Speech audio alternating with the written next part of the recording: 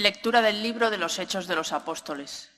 En aquellos días, Pedro, lleno de Espíritu Santo, dijo: «Jefes del pueblo y ancianos, porque le hemos hecho un favor a un enfermo, nos interrogáis hoy para averiguar qué poder ha curado a ese hombre. Pues quede bien claro a todos vosotros y a todo Israel que ha sido el nombre de Jesucristo Nazareno, a quien vosotros crucificasteis y a quien Dios resucitó de entre los muertos. Por su nombre se presenta este sano ante vosotros. Jesús es la piedra que desechasteis vosotros, los arquitectos, y que se ha convertido en piedra angular. Ningún otro puede salvar. Bajo el cielo no se nos ha dado otro nombre que pueda salvarnos». Palabra de Dios. Te alabamos, Señor. La piedra que desecharon los arquitectos es ahora la piedra angular. La piedra que desecharon los arquitectos es ahora la piedra angular. Dad gracias al Señor porque es bueno, porque es eterna su misericordia.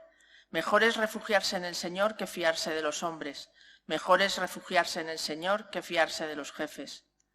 La piedra que desecharon los arquitectos es ahora la piedra angular. Te doy gracias porque me escuchaste y fuiste mi salvación. La piedra que desecharon los arquitectos es ahora la piedra angular. Es el Señor quien lo ha hecho, ha sido un milagro patente. La piedra que desecharon los arquitectos es ahora la piedra angular. Bendito el que viene en nombre del Señor. Os bendecimos desde la casa del Señor. Tú eres mi Dios, te doy gracias. Dios mío, yo te ensalzo. Dad gracias al Señor porque es bueno, porque es eterna su misericordia. La piedra que desecharon los arquitectos es ahora la piedra angular.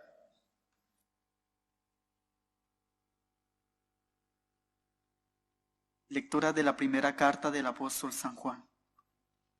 Queridos hermanos, mirad qué amor nos ha tenido el Padre para llamarnos hijos de Dios, pues lo somos. El mundo no nos conoce porque no le conoció a Él. Queridos, ahora somos hijos de Dios y aún no se ha manifestado lo que seremos. Sabemos que cuando Él se manifieste, seremos semejantes a Él, porque lo veremos tal cual es. Palabra de Dios. Te alabamos, Señor. Aleluya, aleluya, el Señor es nuestro Rey. Aleluya, aleluya, el Señor es nuestro Rey. El Señor esté con vosotros. Lectura del Santo Evangelio según San Juan. En aquel tiempo dijo Jesús: «Yo soy el buen pastor. El buen pastor da la vida por las ovejas. El asalariado, que no es pastor ni dueño de las ovejas, ve venir al lobo, abandona las ovejas y huye, y el lobo hace estrago y las dispersa. Y es que a un asalariado no le importan las ovejas. Yo soy el buen pastor, que conozco a las mías y las mías me conocen, igual que el Padre me conoce y yo conozco al Padre. Yo doy mi vida por las ovejas. Tengo además otras ovejas que no son de este redil. También a esas las tengo que traer, y escucharán mi voz, y habrá un solo rebaño, un solo pastor. Por esto me ama el Padre, porque yo entrego mi vida para poder recuperarla.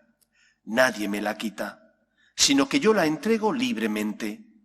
Tengo poder para entregarla y tengo poder para recuperarla.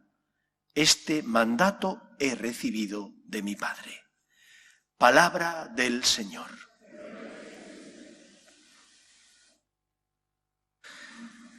El pueblo de Israel era un pueblo bastante culto para lo que había en su época, mientras que el resto de pueblos colindantes a él solían ser, en la mayor parte, analfabetos. El pueblo de Israel era un pueblo que sabía leer, al menos los hombres, pero también muchas mujeres.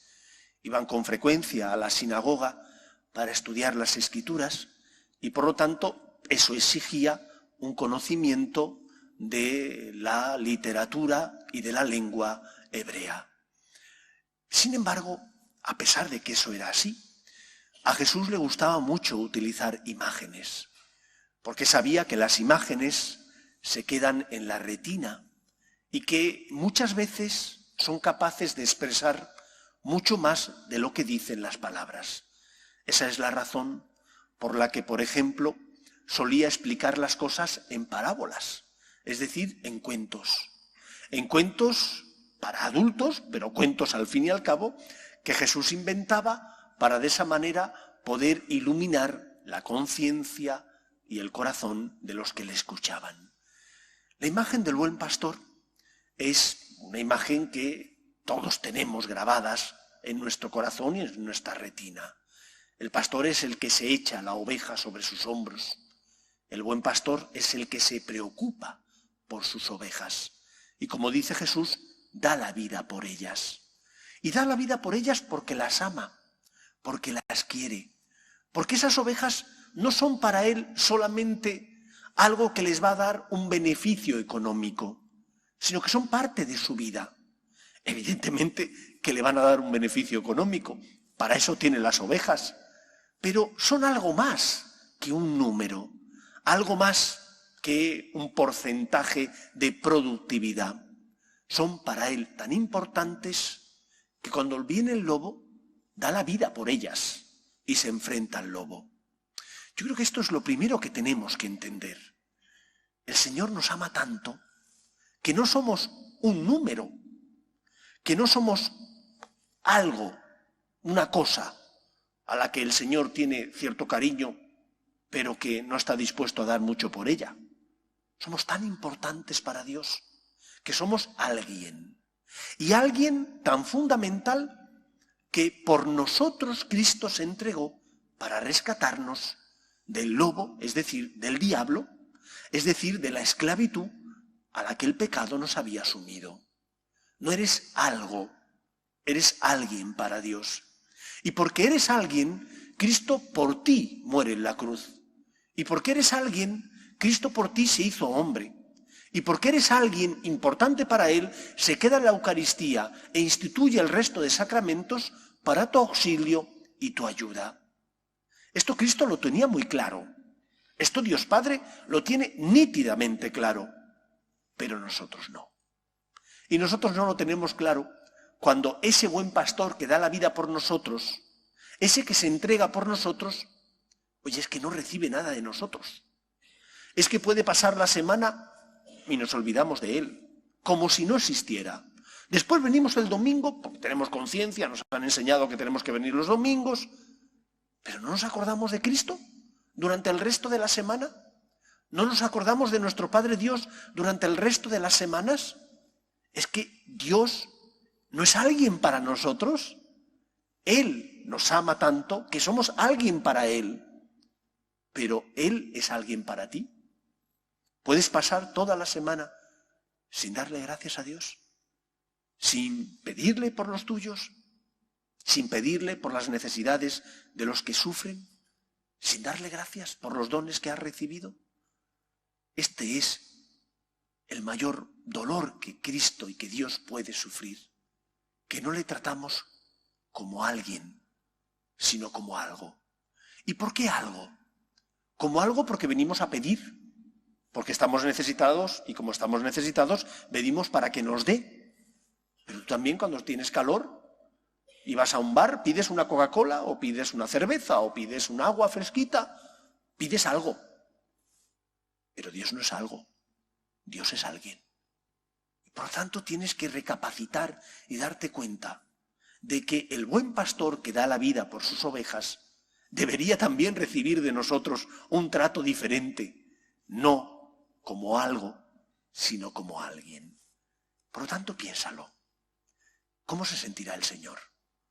¿Cómo se sentirá conmigo? ¿Qué pensará de mí? ¿Estará feliz, dichoso, porque yo intento ser un buen hijo y corresponderle? Y aunque caigo, cuando caigo le pido perdón, pero sé que Dios es alguien para mí, que Dios siente, que Dios me ama. O por el contrario, trato a Dios como algo, como una cosa, como algo de lo que me beneficio, pero como no siente ni padece, no pasa nada si no hablo con Él, no pasa nada si no me dirijo a Él, si no estoy necesitado, puedo vivir sin Dios. Gran error. Dios no es algo, Dios es alguien. Esa es la primera enseñanza de este Evangelio. Segunda enseñanza, el Señor entrega su vida. Nadie se la quita. Él la entrega libremente para salvarnos a nosotros. Y la entrega libremente porque sabía cómo se iban a comportar los hombres. Dios es el padre de la parábola del hijo pródigo. En esa parábola que todos recordamos, el hijo soberbio como él solo le pide al padre lo que le toca de la herencia. Pero si estaba vivo, ¿qué le iba a tocar de la herencia? Cuando muriera le tocaría la herencia. Mientras estaba vivo el padre no había herencia ninguna. Pues nada, pide lo que le toca de la herencia. Y se marcha. Y el padre sabía lo que iba a pasar. El padre sabía que el hijo iba a gastar la herencia, que iba a vivir perdidamente. ¿Por qué no le paró los pies? ¿Por qué no le dijo de eso nada? No te corresponde ni un céntimo de mi herencia hasta que yo no fallezca. Es mi dinero. Porque le ama. Porque le ama y le creó con el don de la libertad. Porque Dios nos creó y nos dio el don de la libertad cuando nos creó. Por eso el Señor nos respeta. Nos ama tanto que sabiendo que nos vamos a equivocar, que nos vamos a dar de bruces contra la realidad, porque la realidad es tozuda, y tú puedes inventarte tu mundo, pero la realidad al final se impone, y eres mucho más débil de lo que crees, y al final el pecado te esclaviza. Pero el Señor que te ama permite que te vayas, aunque sabe que te vas a equivocar. Porque te ama, te dio el don de la libertad. Porque te ama, respeta tu decisión, aunque esa decisión te va a hacer daño, y porque te va a hacer daño, le hace daño a él. Y él sufre porque sabe que tú vas a vivir esclavizado, pero te ama tanto que te respeta. Por lo tanto, cuando peques, o cuando sientas la tentación a pecar, piensa un poco en tu Padre Dios. Piensa en el dolor no solo que tú vas a sufrir, sino también que Él va a sufrir por tu culpa. Que Él va a sufrir porque tú has decidido ser soberbio. Que Él va a sufrir porque tú le has dado la espalda, porque no te dejas aconsejar, porque la soberbia reina en tu corazón y piensas que eres más inteligente que nadie, incluso que Dios. Y no escuchas a nadie, ni siquiera a Dios. Y Dios sufre. Vaya que sí sufre. ¿Cuánto sufre Dios cuando nosotros, por soberbia, le damos la espalda? Cuando por soberbia pensamos que todo vale y todo no vale. El pecado deja una gran huella en nuestro corazón, una herida tan profunda que solo la misericordia de Dios es capaz de cerrar esa herida. Por eso recapacita y piensa, ¿a qué te lleva desobedecer a Dios? ¿A qué felicidad te conduce vivir de espaldas al Señor? ¿Qué has logrado cuando haces lo contrario a lo que Él te pide? ¿Acaso eres más libre? Cuando uno, porque le gusta la historia, lee lo que ha pasado, lo que les ha pasado a nuestros antepasados, cómo los totalitarismos de un lado y de otro fracasaron, se da cuenta de lo importante que es la memoria. Pero la memoria verdadera, no la memoria histórica que nos quieren implantar ahora, sino la de verdad. La que de verdad recuerda los errores del pasado y los aciertos, pero sobre todo los errores, para no volver a cometer los mismos errores. Recuerda tus errores. Recuerda a dónde te lleva tu soberbia y darle la espalda a Dios. Recuerda lo caro que es el precio del pecado, cómo te esclaviza, cómo hace daño a los que están a tu lado. Y sin embargo, hay alguien que nunca te abandona. Ese es el buen pastor, que porque te ama, entrega su vida por ti. Que porque te ama, cuando regresas, no arrepentido, sino porque no tienes nada que comer, porque has malgastado tu dinero y ya estás cansado de dar golpes en la vida y dar tumbos sin que encontrar la felicidad, entonces vuelves. Y cuando vuelves, ¿qué hace el padre de la parábola? Da una fiesta, porque te ha recuperado con vida. Ese es Dios, que da una fiesta entregando a su Hijo al mundo para recuperarte con vida. para que el pecado no tenga la última palabra en tu vida, para que experimentes que el amor y la misericordia de Dios es más fuerte que tu miseria y que el poder del mal. Y por eso que la gratitud reine en tu corazón. Y espero que vuelvas a tu casa, es decir, que vuelvas otra vez a ser obediente a Dios, que pidas perdón y vuelvas otra vez a empezar, que vuelvas porque te das cuenta de que ese camino no lleva a nada, pero también porque has hecho sufrir a aquel que te ama tanto, que permitió que su Hijo muriera por ti en la cruz. Cuando no encuentres razones para volver, porque te da pereza, porque te da vergüenza, porque no te gusta reconocer tus errores, piensa en el precio que Cristo, el buen pastor, pagó por ti. Y vuelve entonces, confiésate de nuevo, no tengas miedo a expresarle al Señor tu necesidad. Dios nunca se cansa. Es el buen pastor que da la vida por sus ovejas. Nadie se la quita, la entregó libremente para que tú tuvieras vida, para que tú tuvieras esperanza, para que tú experimentaras que nada te podrá apartar del amor de Dios. Solamente hay un pecado que no se puede perdonar. Lo dijo Cristo, el pecado contra el Espíritu Santo. Es decir, el pecado de aquellos que no crean en el poder de Dios. Porque el Espíritu Santo es el que anima, alienta a la Iglesia, es el que hace que la gracia, la misericordia y la redención de Cristo llegue al corazón de todos los hombres.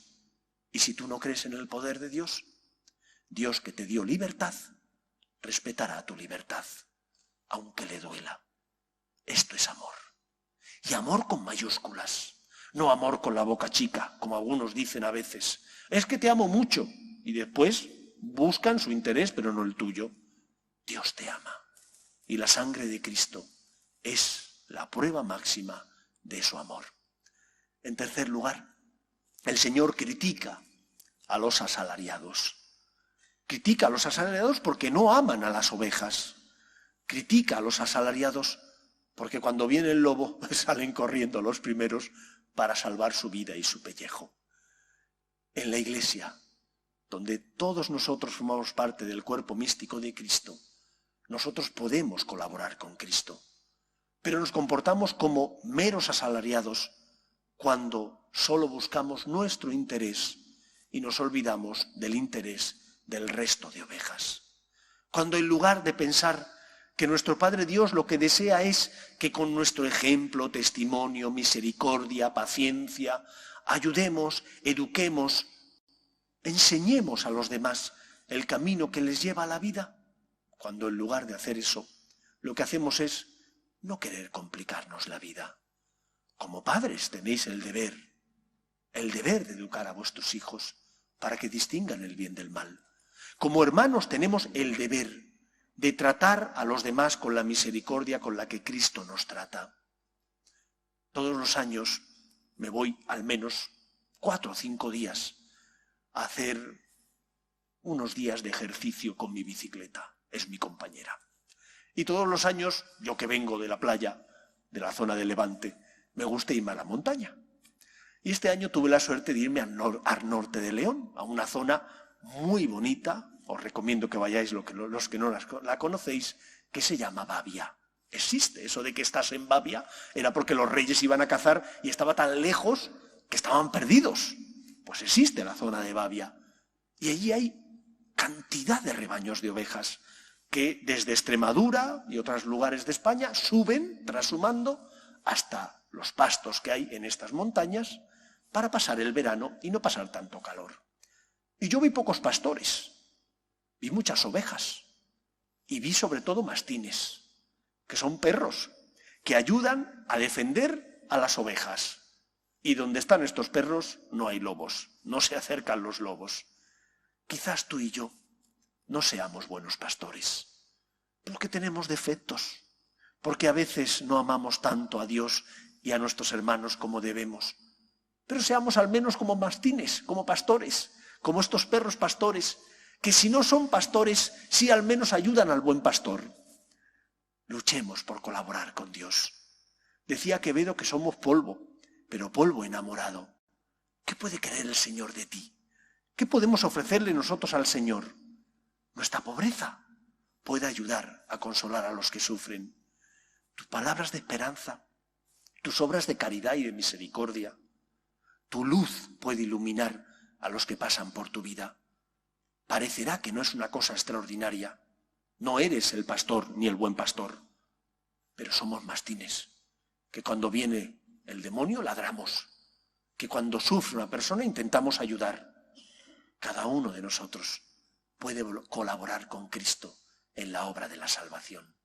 Quizás no tengamos un lugar a los ojos de los hombres muy importante, pero sí a los ojos de Dios, como son estos animales que sirven a las ovejas, porque sirven al buen pastor, sirven a las ovejas y buscan la felicidad de las mismas.